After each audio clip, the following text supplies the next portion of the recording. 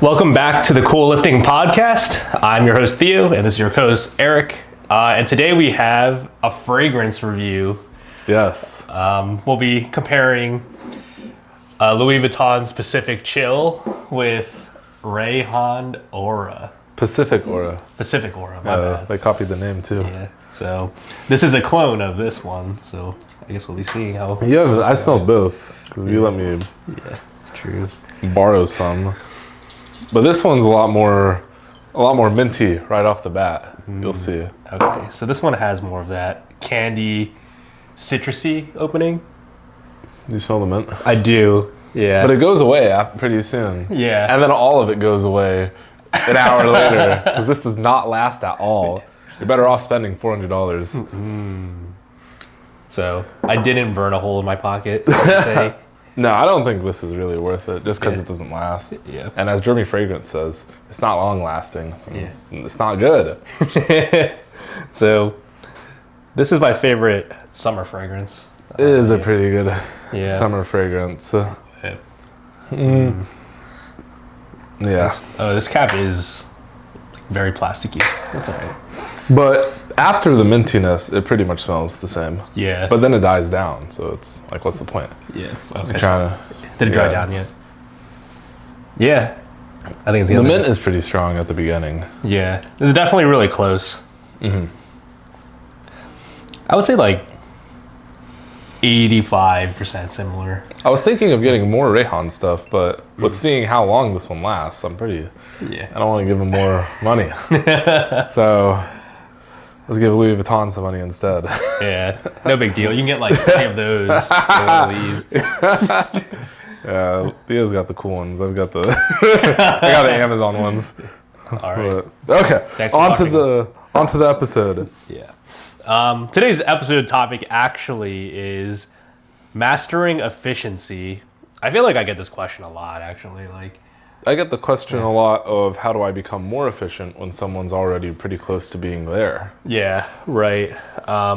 So I guess for you, Yeah, I can't even tell which one's the clone now. yeah, let me do something. Can you tell? I lost track of which paper was which. I think this is the clone. Yeah. Oh yeah. It's so close. No, they both got that Mandarin Mafia smell to it. Yeah. Okay. But yeah, this question does get brought up a lot as lifters want to perfect their technique, and a lot of lifters get to the point where it's pretty close and they need that last 5-10%, and then this whole podcast is pretty much getting that last 5 to 10%. We've already talked a bit about like getting efficient technique, and this is for the lifters who just need that last little extra. Yeah. But some people need like 20%, and if you need 20% more, that doesn't even mean you're fully efficient yet. Yeah. I was gonna say, how do you approach, let's say, like more beginner, intermediate lifters when they're like, hey, Yeah, like, with them it's more so just about getting good technique and getting consistent technique, because that's also a thing that pops up with beginners, and I guess it also pops up with being more efficient. And then if things start to go wrong when you're more efficient, then if there's inconsistencies, that's also not good, because we can't really build anything if one block is good, one block is bad, or if one session is good, one session is bad, yada yada yada. Yeah, I agree. And I always tell people it's literally like any other sports. Like, there's fundamentals you need to learn, and then you have to be consistent at them, and then you make refinements, and then you reach the flow state. Yes. But, you know, if I were to use like a tennis analogy, there's something called like a kick serve, and that's a pretty, you know, high skill type of movement, but you're not really going to be able to do that if you can't even get the ball in. Yeah. And then one note that we touched up on is it's so much more difficult to overhaul someone's technique rather than help them make small adjustments. So what I'm getting at with that is if you're not consistent, then when I look at someone's technique and they're trying to be more efficient, it's like, hey, if we have to just start you from the ground up, that's going to take a lot longer. So you should just learn how to be consistent first. A lot of people don't need an overhaul. Yeah. So I'd say that's more for just people who are not new to lifting, but new to powerlifting. And then something like maybe their technique is just far gone or is just dying out consistently. And then it's like, hey, we might need to overhaul something. Yeah, the biggest overhaul stuff I would see is if someone's consistently getting injured. Yeah. And I think that kind of ties in with if someone's trying to be too efficient with leverages that might not fit what they're chasing. They're trying to copy a lifter Yeah, on Instagram, exactly. but then they're way shorter. Funny enough, there was this one guy I started working with who's really, really tall and he pulls conventional. And he said he was copying Nonso's deadlift technique. Oh, yeah? But funny enough, that guy's also really tall. Yeah. So I told him, like, that's funny enough the best guy for you to be copying out of everyone. Yeah. I don't know, man. Did you try to copy anyone when you first started? Were you looking That's at a good anyone? question. Was I looking at anyone? I was probably looking at Sean Noriega's bench. And then on deadlift, D-shell deadlift, but I wouldn't say I was trying to copy him. And on squat, I wasn't really looking at anyone's squat. I was just trying to squat up and down. Yeah. What about you?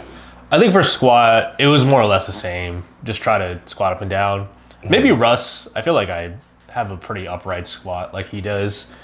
Bench, it was just Sean. I feel like everyone back in the day was just trying to look at Sean's bench. Not so much anymore, but back in the day, Yeah. everyone. Yeah. Yeah. What about deadlift?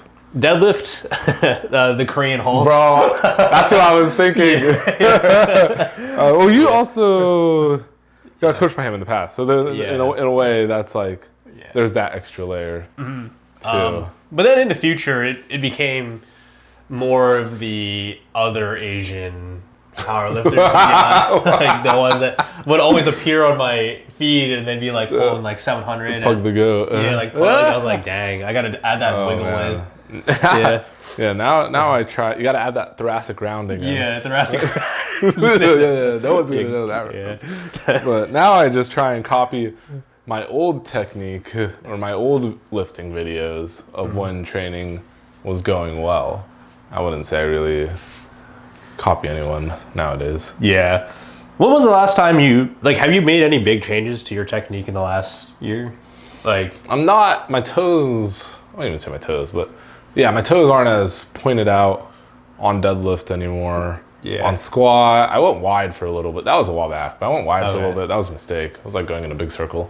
And squat lately, no, I haven't really made any technique changes. I've had some issues on squat, and it's better now, but in the past, it was mainly just like, crap, I need to fix my issues. And then on bench, dude, I used to arch way more in the past. I don't know how I did that. yeah, really? I was like, I've seen your bench. I'm like, how did I do that? I cannot do that right now. So I'm trying to get somewhat back to that. I mean, my bench is stronger, but I'm like, holy cow, what the heck? Yeah. I was gonna say, same with me. Like, my technique doesn't change too much. Yeah, Mostly that's just kind of how it is later on, because also at this point, like, how crazy of a change are we even going to make? Or not even being quote unquote advanced or anything, but just being in the game long enough. It's like we've already made a lot of changes. We already kind of know, like, hey, if I do this, this is going to happen. Yeah. Or if I try this, then it'll be good. And now it's tying into mastering this efficiency. Yeah. And we want to just have that refined over and over and over again. And if we can get whatever our best technique is consistent and then like 1%, 2% better, that's about it. Then we should be able to make some gains. Yeah. So I guess this will lead to our next topic here, which is, have you ever like lost efficiency? Oh, like, yeah. Yeah. Like, you felt like you forgot how to do a lift. I wouldn't say I've ever really felt like I forgot how to do a lift. It was more so positioning wise, it felt like I couldn't get back to that same positioning where I was good at. And then I started sucking. And I'm like, well, I'm looking at the program and I'm kind of like, what even programming wise will help me? Because I'm looking back on these videos and I'm just not looking how I used to look on these videos. And we could change this from being a set of 3 to a set of 8, or we could add a set, take away a set, but is that really even going to get me back to this technique that I need? Yeah, right. What about you? Yeah, no, it's the same thing. I mean, I think if you do it long enough, it's bound to happen. Right, like you're looking at your program, you're like, It's like, I think I'm like making okay progress. It just does not feel the same. Maybe like you're even shifting a little bit, stuff like that. Yeah, I think that one's a little different. Yeah. Oh, that's more like an issue popping up. I mean, I guess not being efficient anymore is also an issue. Right. There's definitely more of like, you got something going on, not really like your technique is less efficient. But I guess there's also certain things that can help. Right? Programming wise, like just all like the variations you do, certain accessories, certain warm-ups, and then maybe someone is able to keep this efficiency with this high rep stuff, or maybe they're able to keep this efficiency with the low rep stuff, but then if the rep ranges get changed to the opposite, so low rep to high rep or high rep to low rep, we can no longer move as well during this whole set. And then because of that, we're not as efficient as we used to be. Things are just a little sloppier for whatever reason, or maybe it's, you know, instead of having this big solid wedge, we do a really small wedge now, but that's not as good / as strong as it was when we were doing this bigger wedge, something like that. And really, you know, both videos probably don't even look that bad, small wedge versus big wedge, but it's important to know, like, hey, this is the one where I was pulling the most amount of weight, and now I'm doing this other one, and I'm not pulling the most amount of weight. Right. Yeah, I think for me and my clients too, the accessories is a big one, because when it comes to your technique, a lot of it is based on how you feel. And then obviously when you look at the video, you're getting the feedback of, am I doing things correctly? Does it look the same? But if you cut out certain accessories or certain movements, you can like lose that feeling. Lose the feeling. Because I see in your notes right here, it says belt squat. And for me, it's pendulum squat. Like if I lose that, like deadlift just does not feel like the same anymore. I'm not pushing through my midfoot as well. Less quads overall. But I've seen that happen with lifters, or we take out an accessory and I think this is no big deal. Yeah. And then things start crashing down and I'm like, wait a minute, how the heck did that happen? And I guess that's a good way to segue of like, you shouldn't really change your accessories because of something like that. You might think, well, I'm getting the same type of stimulus, but it could be different enough where the pattern changes. Yeah. Some of these accessories matter a little more than others. And I think for the most part, you're able to, like, if you were to take a guess at which ones matter versus which don't, you could probably take a pretty solid guess, even That's a good without point. knowing. Yeah, like tricep extension, you know, there's certain, that's not really a movement pattern, and that'll translate as... That's a good way. That's a good quote. It's not really, tricep extension is not really a movement pattern. Yeah. But that's true, okay, and then I guess the next one that you have here, pausing warm-ups, tempoing warm-ups, making too big of a jump can throw off tech. Something like this, So, you know, some people like to pause their deadlifts when warming up, and I'm not a big fan of introducing tempo squat because I don't like the load limiting aspect. Yeah. So let's say that someone does their secondary day, and I'm like, well, I don't want to change it all to tempo on squat because that could be in like whatever weight we were doing before. Now it's like minus 30, 40 pounds overall. But maybe we can tempo these warm-ups, and we can even tempo this last warm-up. And because of that, it's harder for things to get out of place as we tempo it, and then we do the top set, and now we're still moving good, and now we're able to do things better overall, rather than us having that whole set be comp squat, now it's tempo squat, now we're doing less weight, and now we're still having things be better, but I'd rather us have things be better with more weight. Right. So this is a note that I was talking with Petrie about actually, and I think this one applies to maybe that like 1% of the 1%. But I did want to mention it because I do feel this a little bit when someone is really efficient with, like, let's say their squat or their deadlift. Is this about priming your well leveraged Yeah, lifters? it is. Awesome. Right. And like some people, you know, like they'll start with, let's say like the bar or a red for deadlift. But like this can reinforce a position that isn't the same as when you're actually doing the lift. Especially like with really efficient sumo pullers, because if you're doing a wedge with like a red, you're like just not, like you can lift that thing off the floor like immediately. So you might actually have to start with like... I start with 2 reds, I get stapled. Yeah, right. I was like... That's too heavy for me. Oh, no. Come on, bro. Gotta get this craft jump. No, but you're right, though. Like, there has to be a fine line. Like, for me, I can start at 2 reds, but it would probably be better if I started at, like, 100 kilos. But then for the squat, I don't really have this problem, but he mentioned that when he, you know, goes to wedge the bar up on squat, he can get into a position that's too extended if he only has a red on. But granted, he's squatting like 700 pounds. But, you know, there might be someone watching who actually...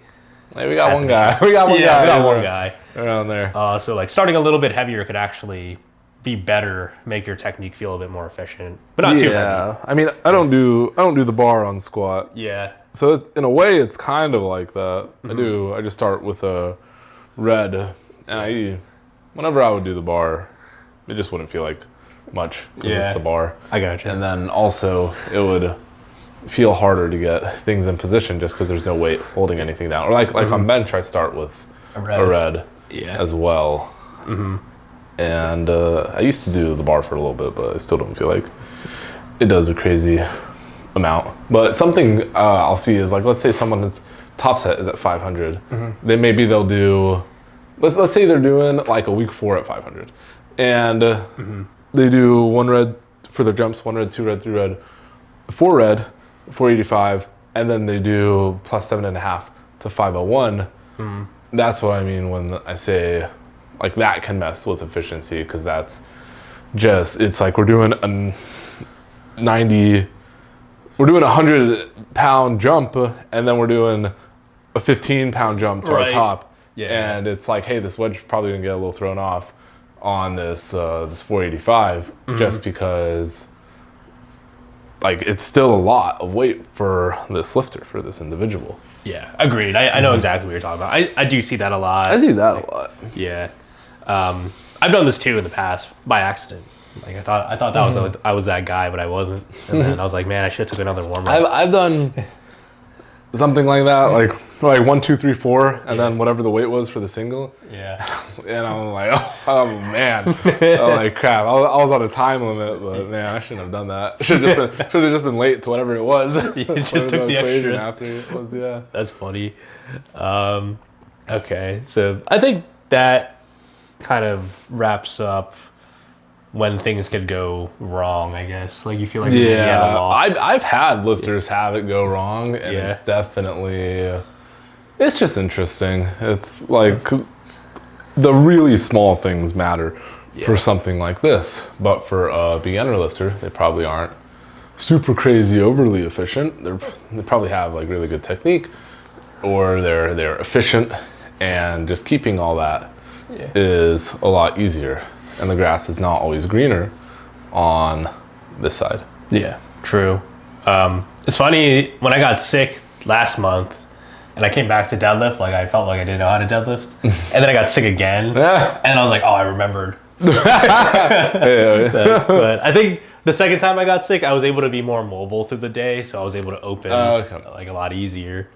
But that was just funny. Okay. And the more efficient one is, the more BS that pops up. So if things do go 5% wrong, they can start to crash pretty hard. But the biggest pro is if you're more efficient, you're probably going to be a little stronger. So it's kind of like, hey, I'll take this trade-off. And with this hyper efficiency, it really does reduce the margin for error.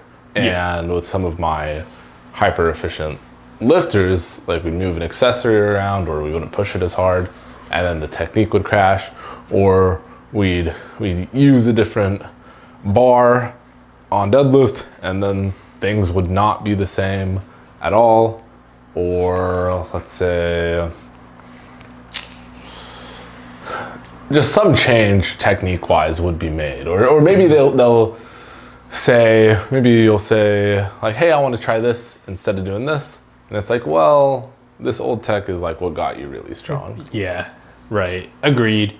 I thought I would just give some small examples. I feel like people kind of get the gist of this, but like if you're a high arch bencher with a lot of IR, you know, and you're maybe benching on a slippery pad or something, you're gonna have more issues when it comes to, you know, start commands or press. You know, if you'll have like elbow things or pause issues. Benching, just because there's like you're literally dependent on the pad and the carpet and all that stuff, that can determine how efficient someone can get. And like for a super efficient deadlifter, maybe the bar matters even more, but for most people it doesn't really matter too much. And you know, we can use kind of whatever bar we want, and then we're still able to get whatever efficient technique we want. But on bench, there's some people where, like, let's just say they're lifting at a commercial gym. It's like, hey, we can only really do so much at this commercial gym where we can't really change the rack height, or the bar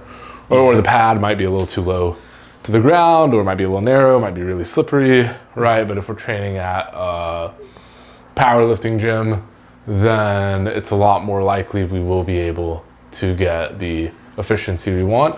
And maybe even if we can't get that level of efficiency, we can at least try because we have the proper settings. Right. Yeah. So yeah, that was just one example. I also have the deadlift one. I think not too many people try to do this anymore, but you know, having more of a narrow grip, wider stance, it can be harder to balance, and you might rotate as you go up. What do you mean rotate? Like kind of like this. Twist? Yeah, twisting. Like twisting. helicopter? Yeah, helicoptering. And you know, if you're more of, obviously if you have a wider grip with the more narrow stance, that's just not really going to be as much of an issue. But you're going to be in a better position if you're more open. So I guess this leads us to the next topic. When should you not chase more efficiency? So for this, usually when you are already efficient, or let's say you're progressing a lot, then there isn't much to chase in the moment if we're progressing. And some people too, let's say their technique gets to a certain level, but they're still progressing, and it's good and it's safe and all that. It's like, do we even really need to do more for this technique right now? Or can we keep progressing with this technique for another handful of blocks, and then after those handful of blocks we make this change and be a little more patient with that?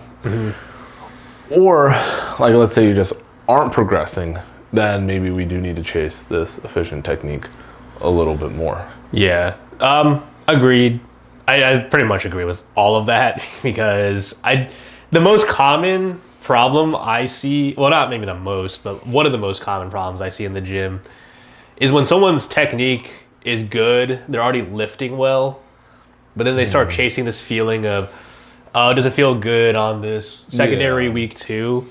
And then they already mess up their efficient technique. I've had lifters with really efficient technique, and then maybe we'll try something, or maybe they'll want to try something, and just more often than not, it doesn't tend to pan out too well, because it's already like, hey, this technique is already really good, and it's like, can we just do this technique for another year? And can we make it like, we look back a year from now, and you know, even if we just make it a tad bit better, a tad bit more consistent, very marginally, then you'll still be able to see a difference when we look back over the year.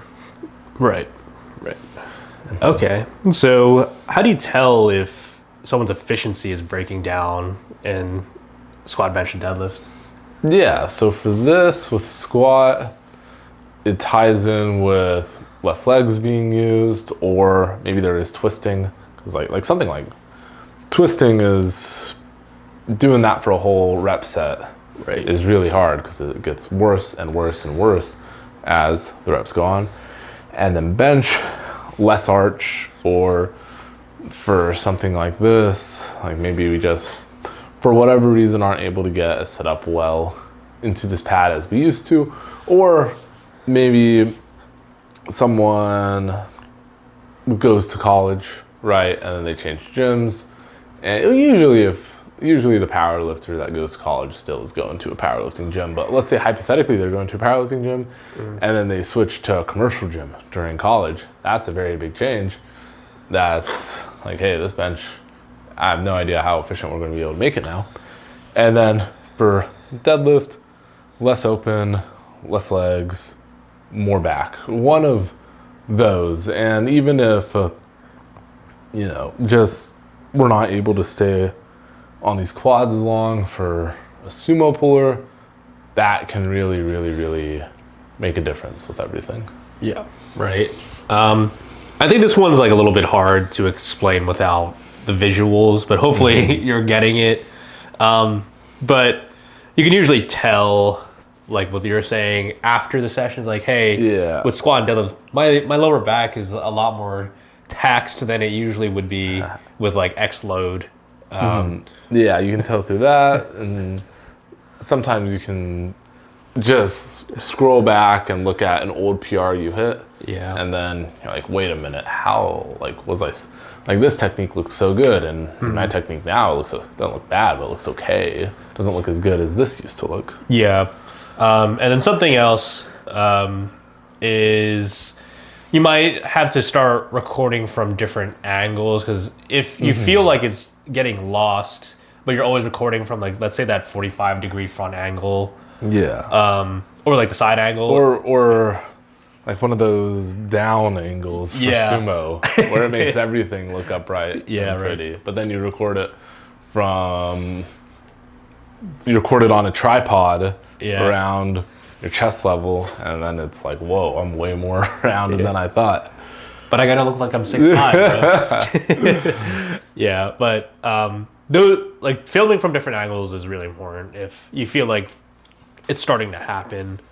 Because like I see a lot too when someone feels like their technique is a little bit off, they're still recording from the same angles, and then they are not really understanding what's going on. Okay, so how do you build efficiency after it's lost?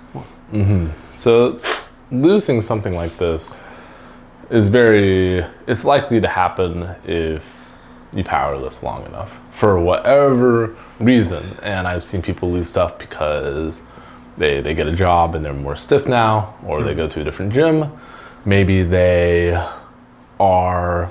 switch coaches, right? Maybe they change their split, and now let's say maybe they were a tiny bit sensitive to squatting and deadlifting on the same day or the day after the next, but now they're doing that, and that can cause things to crumble. There's a lot of things that can cause this efficiency to be lost. And in the moment, it might feel like you're missing out with your tech, or like I think I transitioned a little weirdly there, but there might be some moments where it feels like you're missing out with your tech if you are trying to get more efficient, but really it's been there. Wait, I messed up on my note, so just ignore what I'm saying right now. But let's just skip that part. Yeah, you're good. So what can you do? You can look back on old videos where you did things correctly. You can review your most consistent cues, and usually 1 to 2 is plenty. And some people try new cues, but I have found myself just reverting back to the same cues over the past like 4 to 5 years. And then even just one cue that worked out really well and made you more efficient is better than all of the rest that didn't make you more efficient. You can look at changes in old blocks, programming wise, and see, hey, maybe I was doing stuff heavier, maybe I was doing stuff lighter, maybe I was doing certain accessories, or maybe you just see the numbers are different for whatever reason, and now it's like, wait, well, why are these numbers different? What's going on? Yeah. I think that's really important to mention too, because for me at least, and then with my athletes, I'm not sure if you tackled the same way. I'll actually look at the programming first, and I'm assuming it's like, hey, are you following the same cues? If so, like, we should look at this first, because like maybe you do know how to lift, it just feels worse. And then if like we maybe change, like let's say comp squat to like pause deadlift or vice versa, we can just revert back to that and then see if it goes the way we want to. But then if we do, and then it's still not feeling good, I would definitely look back at the old videos and then see what you're doing wrong. And then what you're saying is like, there's definitely like 1 or 2 cues that I only really focus on when I'm lifting anyway. Because like, how many can you really think of when you're doing the lift?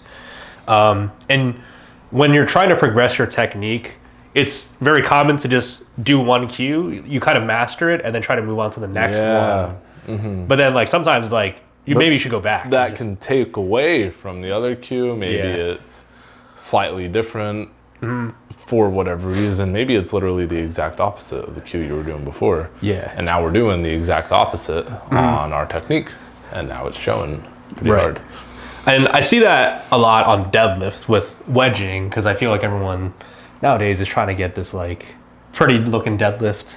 But you know, like sometimes like chasing that max efficiency on the wedge can just have you lose a lot of force output in general.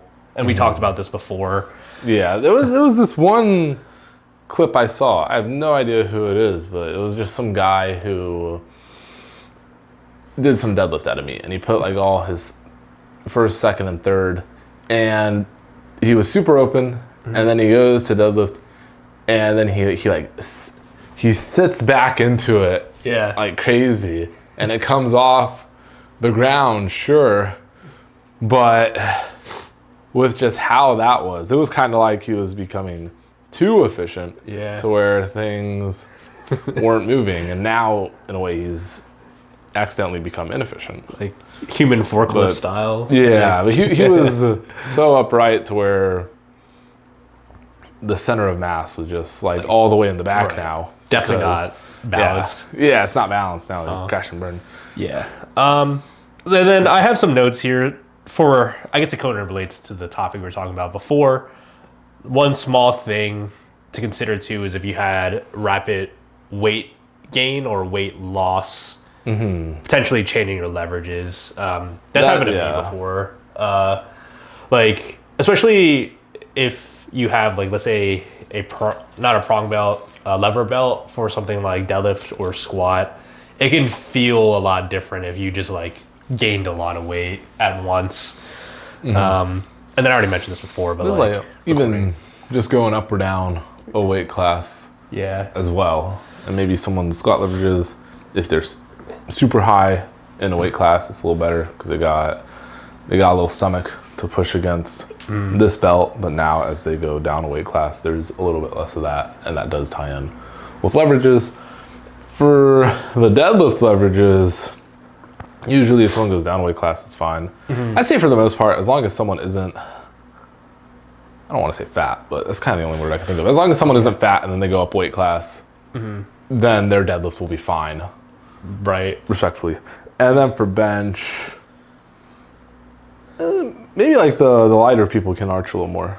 I think that's the main thing. Maybe you gotta cut down to 75. Just kidding. My arch will show a little more. But the one thing I was trying to say earlier too was, let's say this efficiency has gotten a little lost and now it's inconsistent, right? And inconsistent is still better than not having it at all, because if it's inconsistent, there's still inconsistently something consistent that's going on. So maybe it's like one day feels good, one day feels bad, or 1 week feels good, 1 week feels bad. And with something like that, it also shows like, hey, we can still do this efficient technique because we are doing it on the days that feel good, but we're unable to do it on the days that feel bad for whatever reason, or maybe it's just not good enough to where we can do it consistently yet.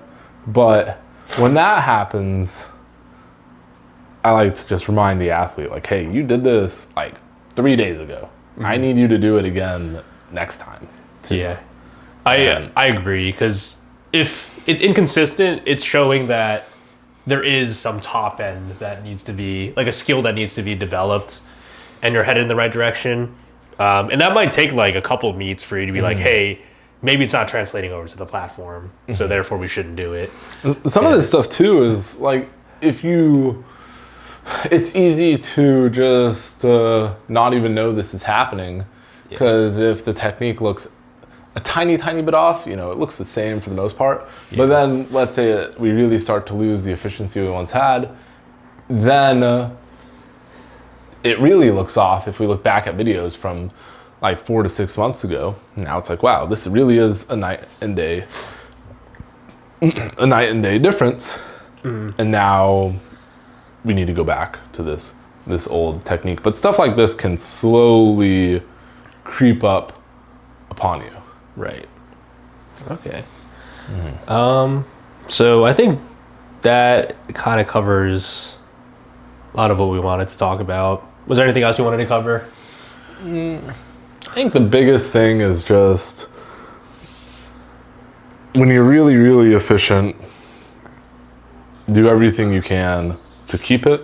And then if you need to look back on old videos, do that as well to make sure you are keeping it. And it's important to just not try something new. It's important to continue to do what works. Yeah. I think like high level lifters are not changing their technique every couple blocks or every few months out of the year. They're keeping the same technique and they're mastering it over time. And that's what it's all about. Like if you were to look at a lot of these high level lifters, look at their lists from 3 years ago, for the most part, it's probably going to look about the same. Right. Yeah. If you're already making progress and you have efficient technique, don't be neurotic about it. If you're somewhat efficient, maybe you're stalling out a little bit, or you feel like there's something to be changed, talk it over with your coach. See if there's maybe a cue that it's time to focus on. And most importantly, Theo, do you still smell the Rayhan Pacific Aura on your wrist? It is very skin scenty. It's like barely there. Yeah, I don't even smell it. Dude, smell this paper. Smell the back just in case. Yeah. And smell this one. Yeah. Well, smell this back, because it's not there, right? No. Yeah, it's gone already. Yeah. This podcast was one of our shorter ones, and this clone is done for. I have a few of my other ones, they last pretty long, but this one's... So I guess we just got to keep spraying it on. Yeah. Just keep this in your gym bag. Yeah, that's what I would literally every have to do. attempt at a meet. Sprays. Yeah, handling someone. I handle them on squat, spray myself, and then handle them on bench, put some more sprays on. Yeah. Okay. Oh wait, actually, maybe there's something that we can touch up on with efficiency in the deadlift. Yeah. So have you ever had someone that you wanted to switch over from like sumo to conventional or conventional to sumo because of like an efficiency issue? Yeah. Yeah. More, I wouldn't even say an efficiency issue. I'd just say them not being the best at it. And I'm like, hey, dude, I think we should just switch. Right. Okay. No, I mean, that was really what I talk up on. Yeah. I think that was like another thing was like, I guess that's more of an overhaul, but like, I don't know. I feel like that's very easy to visually tell too. It's like, hey, this isn't working out. Yeah. Or some people just need a little more time overall. Yeah. But it's definitely, it's a whole interesting thing. Yeah, right. But Rayhan Pacific Aura. Smells good, but What would you rate it out of 10? I get 2 because it doesn't last. True. If it lasted, Yeah. I guess it is like super personal preference, but Yeah. I don't know. I'd say like an 8 if it lasted. Yeah. smell, like scent wise, this is Yes. very close, like 9 out of 10. Similar to this, but no. No, the OG is better. All right. Okay. There we go. Make sure to follow us on Instagram and rate us 5 stars on Spotify. Thank you.